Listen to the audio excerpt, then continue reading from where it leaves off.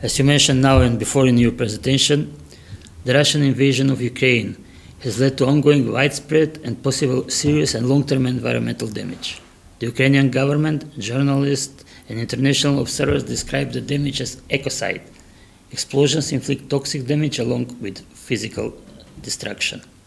However, the beginning of the Russian war against Ukraine on February 24, 2022 has created a new reality in the world.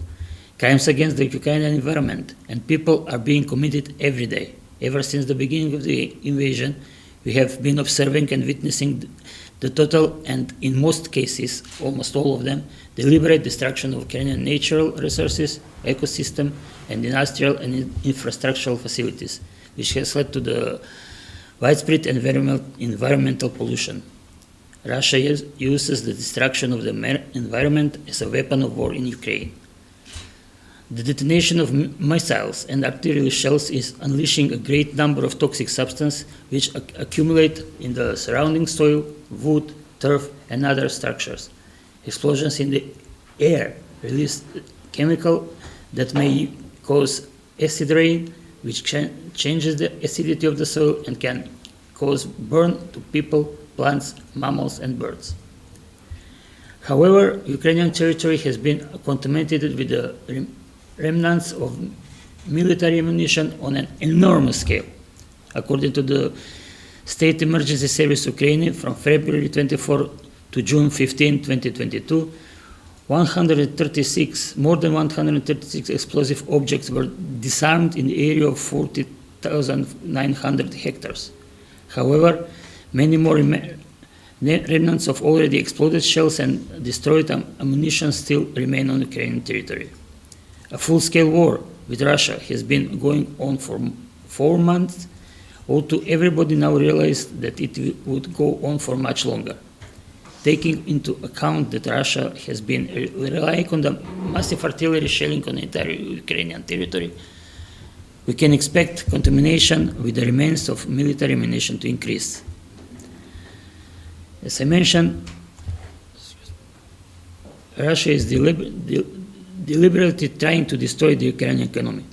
The airstrikes are largely targeting critical Ukrainian infrastructure, industrial facilities, oil and fuel depots, chemical and pharmaceutical warehouses, municipal facilities such as sewage pumping station, power storage station, railroads, supermarkets, as we saw at the last example in Kharkiv. By June 2022, more than 18,000 infrastructure facilities in Ukraine have been destroyed. Total direct infrastructure spending has already exceeded $105.5 billion. This is leading to the contamination of soil, surface, and underground water with various chemical components and organic compounds. Moreover, return water for settlements is flowing into the Dnipro River and further into the Black Sea and the Azov Sea without being treated, spreading pollution to these regions. The geopolitically, economic, and social impact of the war go well beyond Ukraine. Because Ukraine and Russia are two major suppliers of energy, food, and fertilizer, the war has had a profound impact on global food security, global economy, causing disruption in supply chains and rising prices for these commodities. Thereby, food shortage and inflation, causing food shortage and inflation in many countries. Partially due to the war, global economic growth slowed to 3.2 points in 2022, well below expectation. The war has led to a significant energy crisis in Europe with global reservation. The war has had devastating impact on Ukraine's natural, environmental, and built environment. The most striking example has been the Russian destruction of the Nova Kakhovka Dam on June 6, 2023, which has changed the landscape of southern Ukraine, brought unprecedented environmental damage to the Black Sea region, and will have lasting global repercussions.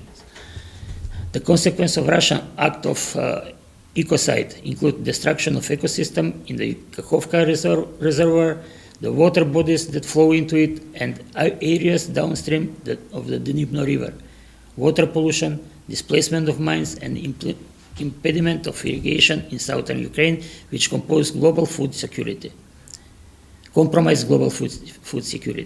Following the dam attack, Zelensky warned this bill will now come in significantly higher.